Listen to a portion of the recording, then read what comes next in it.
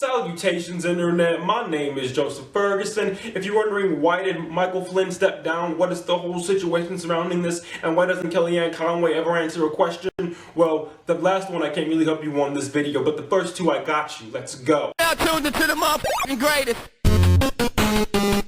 Now, Internet, this video will serve as a timeline between the first interaction that's actually important in the situation and Michael Flynn's resignation. So like most things in history, we have to understand the past to understand the now because context is so unbelievably important. So late December 2016, before Flynn was named National Security Advisor, before Trump was inaugurated, but before a federal Muslim ban, and even before this feud with Nordstrom's, it seems like a lifetime ago. All but before that, under Obama's administration, that's very important to understand. President Obama was the president at this time. Michael Flynn had a phone call with Sergei Kaevsky. I can't say that name right. Here's what he looks like, and here's the name. He is the Russian ambassador to the United States. Flynn had a phone call with him, and then we now know that the contents of that phone call was, hey, once Trump gets in office, we're going to do away with these pesky sanctions that Obama placed on you. It was around the time that it started to come out that Russia meddled in the US election. Not a good look. Fast forward to January 13th. This is still before Trump was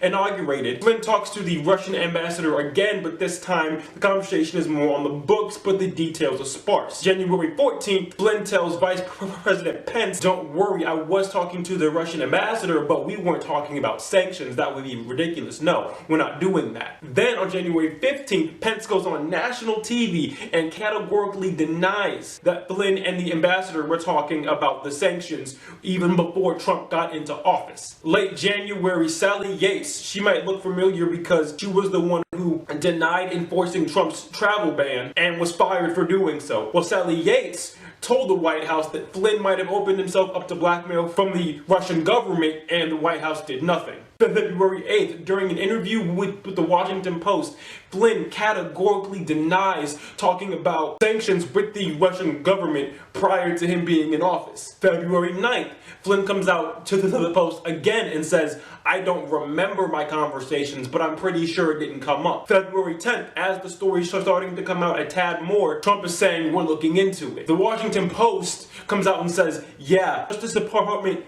told the White House about a month ago that he had the possibility to be blackmailed, and they did nothing. And then shortly after that, Flynn resigned. Now, there are two very important things to take away from this. Number one is I don't fault the vice president that much because he's only as good as the information he has. While I don't agree with Pence on a myriad of issues, this was not his fault. He got lied to by his national security advisor. If you can't trust your team, who can you trust? So I don't think this was Pence's fault, but I do think there's a breakdown in communication in the White House. Number one, I guess 1A, because I said there were only two, but I guess 1A is who knew what when. Who knew Flynn was talking to the Russian ambassador about these sanctions? And when did they know it? Because this could go as high as treason, because you're actively working against the US government. Because in December 2016, we were in a conflict with Russia. And that brings me to my next point, number two, is you might be hearing a lot about the Logan Act. The Logan Act, and wondering why it's pertinent now.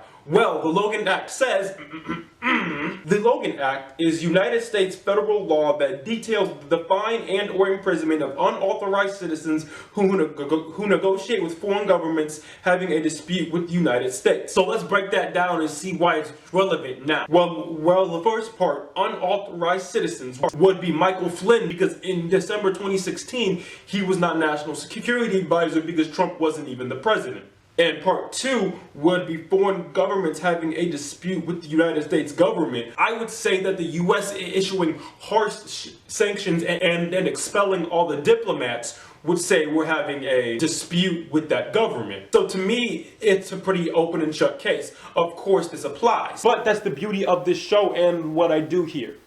It's not just my opinion, it's not just me telling you guys what to think. Am I wrong and the Logan Act doesn't apply, or do you agree with me and you think the Logan Act does apply? How do you feel about these past events? Maybe Flynn just messed up and you don't consider it treason, or maybe this is a treasonous act and he deserves to be punished by the fullest extent of the law. Let me know how you guys feel in the comment section down below. And hey, while you're down there, press that subscribe button if you haven't already, press the like button if you like this video, favorite if you really liked it. But my name is Joseph Ferguson and this has been a J. Fergal production.